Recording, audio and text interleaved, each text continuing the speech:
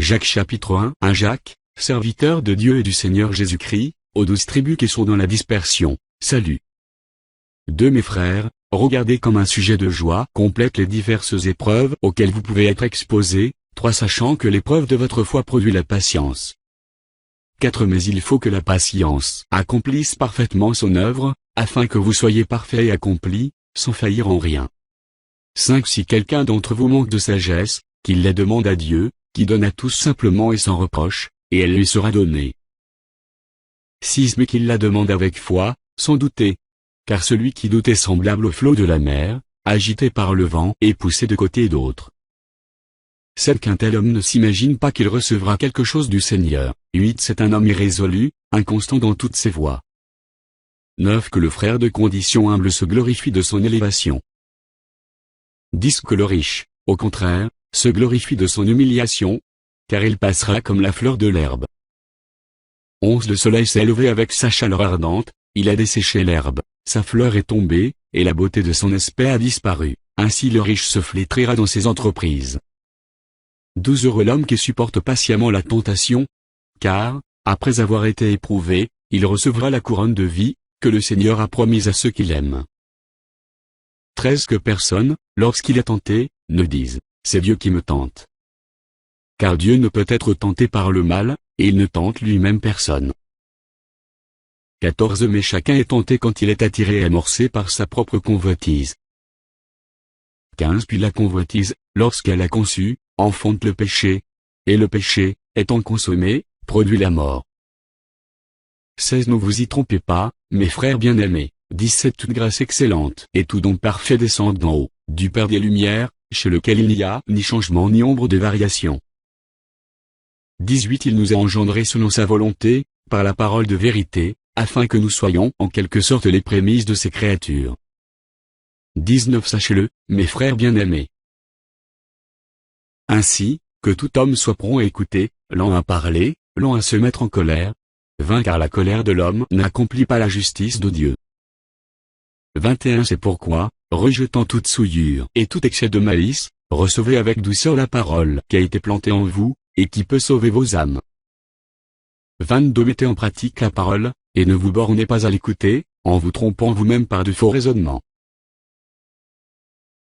23 Car, si quelqu'un écoute la parole et ne la met pas en pratique, il est semblable à un homme qui regarde dans un miroir son visage naturel. 24 Qui, après s'être regardé, s'en va, et oublie aussitôt quel il était. 25 Mais celui qui aura plongé les regards dans la loi parfaite, la loi de la liberté, et qui aura persévéré, n'étant pas un auditeur oublieux, mais se mettant à l'œuvre, celui-là sera heureux dans son activité. 26 Si quelqu'un croit être religieux, sans tenir sa langue en bride, mais en trompant son cœur, la religion de cet homme est vaine.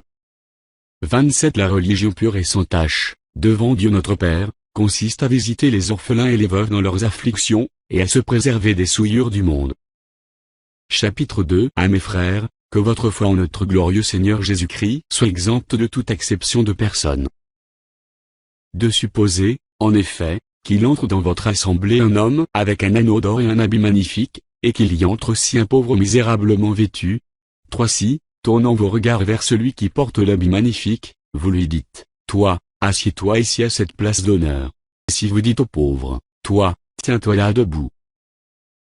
Ou bien, assieds-toi au-dessous de mon marchepied. 4 Ne faites-vous pas en vous-même une distinction, et ne jugez-vous pas sous l'inspiration de pensées mauvaises? 5 Écoutez, mes frères bien-aimés, Dieu n'a-t-il pas choisi les pauvres aux yeux du monde, pour qu'ils soient riches en la foi, et héritiers du royaume qu'il a promis à ceux qui l'aiment? 6 Et vous, vous avez laissé le pauvre. Ne sont-ce pas les riches qui vous oppriment, et qui vous traînent devant les tribunaux? 7 Ne sont-ce pas eux qui outragent le bon nom que vous portez? 8 Si vous accomplissez la loi royale, selon l'Écriture, tu aimeras ton prochain comme toi-même, vous faites bien.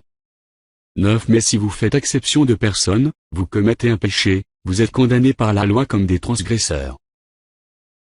10 Car quiconque observe toute la loi, mais pêche contre un seul commandement, devient coupable de tous. 11 En effet, celui qui a dit, tu ne commettras point d'adultère, a dit aussi, tu ne tueras point. Or, si tu ne commets point d'adultère, mais que tu commettes un meurtre, tu deviens transgresseur de la loi.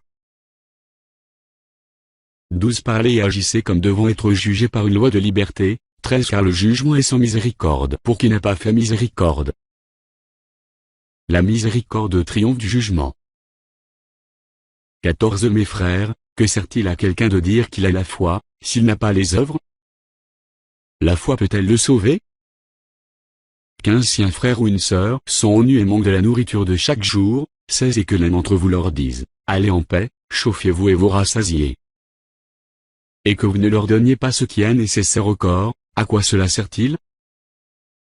17 Il en est ainsi de la foi, si elle n'a pas les œuvres, elle est morte en elle-même.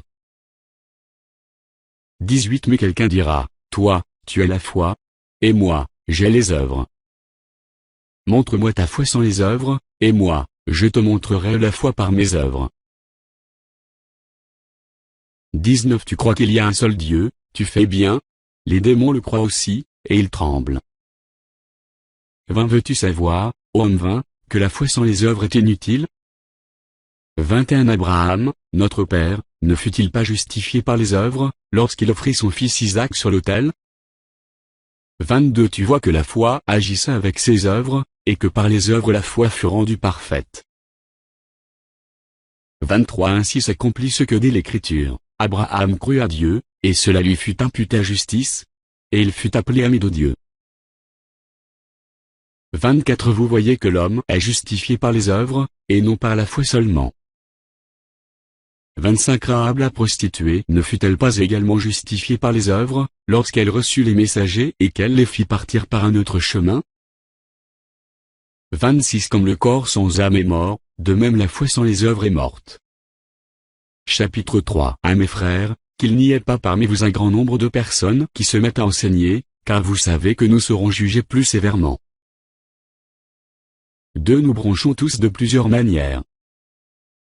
Si quelqu'un ne bronche point en parole, c'est un homme parfait, capable de tenir tout son corps en bride. 3 Si nous mettons le mors dans la bouche des chevaux pour qu'ils nous obéissent, nous dirigeons aussi leur corps tout entier. 4 Voici, même les navires, qui sont si grands et que poussent des vents impétueux, sont dirigés pour un très petit gouvernail, au gré du pilote. 5 De même, la langue est un petit membre, et elle se vante de grandes choses. Voici, comme un petit feu peut embraser une grande forêt.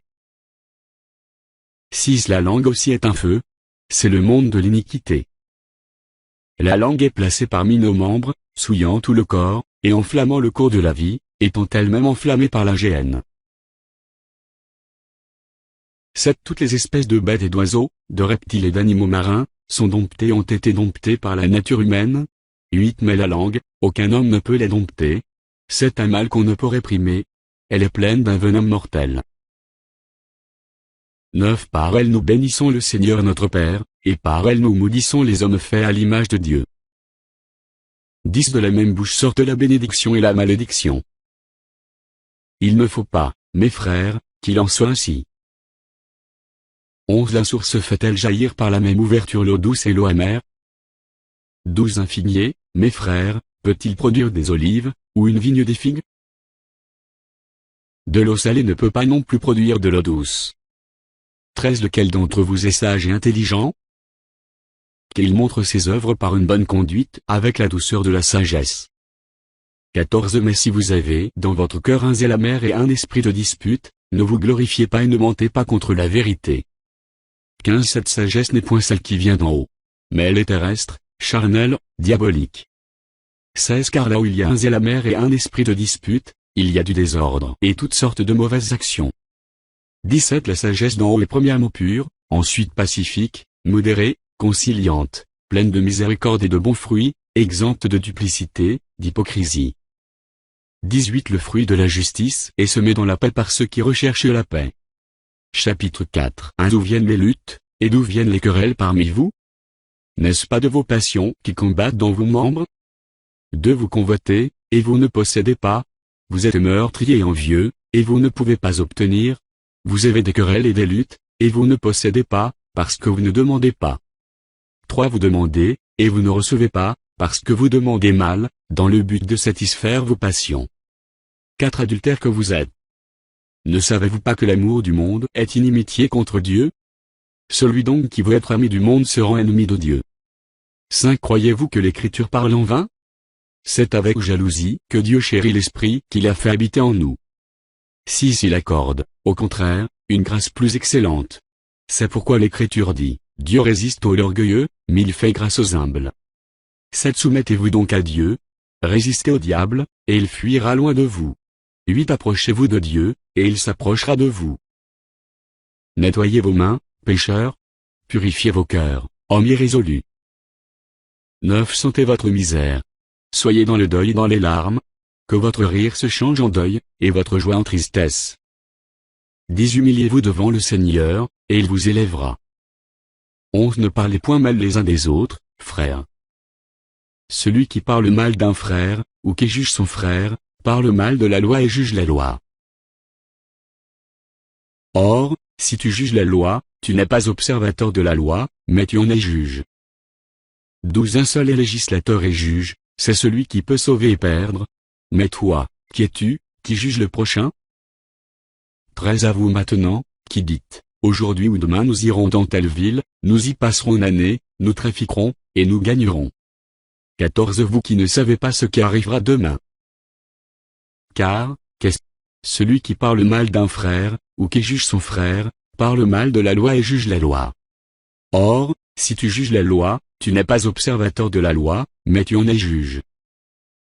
12 Un seul est législateur et juge, c'est celui qui peut sauver et perdre. Mais toi, qui es-tu, qui juge le prochain? 13 À vous maintenant, qui dites, aujourd'hui ou demain nous irons dans telle ville, nous y passerons une année, nous trafiquerons, et nous gagnerons. 14 Vous qui ne savez pas ce qui arrivera demain. Car, qu'est-ce votre vie? Vous êtes une vapeur qui paraît pour un peu de temps, et qui ensuite disparaît. 15 Vous devriez dire, au contraire, si Dieu le veut, nous vivrons, et nous ferons ceci ou cela. 16 Mais maintenant vous vous glorifiez dans vos pensées orgueilleuses. C'est chose mauvaise que de se glorifier de la sorte. 17 Celui donc qui sait faire ce qui est bien, et qui ne le fait pas, commet un péché. Chapitre 5 À vous maintenant, riches. Pleurez et gémissez, à cause des malheurs qui viendront sur vous. De vos richesses sont pourries, et vos vêtements sont rongés par les teignes.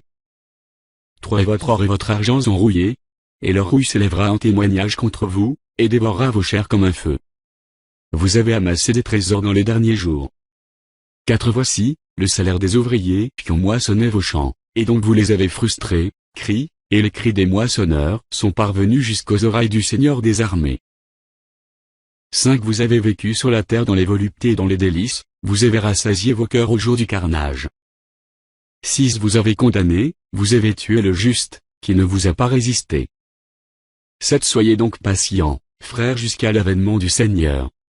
Voici, le laboureur attend le précieux fruit de la terre, prenant patience à son égard, jusqu'à ce qu'il ait reçu les pluies de la première et de l'arrière-saison. 8 Vous aussi, soyez patients, affermissez vos cœurs, car l'avènement du Seigneur est proche. 9 Ne vous plaignez pas les uns des autres, frères, afin que vous ne soyez pas jugés, voici, le juge est à la porte. 10 Prenez, mes frères, pour modèle de souffrance et de patience les prophètes qui ont parlé au nom du Seigneur. 11 Voici, nous disons bienheureux ceux qui ont souffert patiemment. Vous avez entendu parler de la patience de Job, et vous avez vu la fin que le Seigneur lui accorda, car le Seigneur est plein de miséricorde et de compassion. 12 Avant toute chose, mes frères, ne jurez ni par le ciel, ni par la terre, ni par aucun autre serment. Mais que votre oui soit oui, et que votre non soit non, afin que vous ne tombiez pas sous le jugement. 13 Quelqu'un parmi vous est-il dans la souffrance? Qu'il prie. Quelqu'un est-il dans la joie? Qu'il chante des cantiques.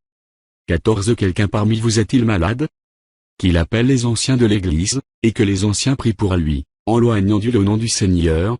15 La prière de la foi sauvera le malade, et le Seigneur le relèvera. Et s'il a commis des péchés, il lui sera pardonné. 16 Confessez donc vos péchés les uns aux autres, et priez les uns pour les autres, afin que vous soyez guéris. La prière fervente du juste a une grande efficace. 17 Élie était un homme de la même nature que nous, il pria avec instance pour qu'il ne plût point, et il ne tomba point de pluie sur la terre pendant 3 ans et 6 mois. 18 Puis il pria de nouveau, et le ciel donna de la pluie, et la terre produisit son fruit. 19 Mes frères, si quelqu'un parmi vous s'est égaré loin de la vérité, et qu'un autre l'y ramène, 20 Qu'il sache que celui qui ramènera un pécheur de la voie où il s'était égaré sauvera une âme de la mort et couvrira une multitude de péchés.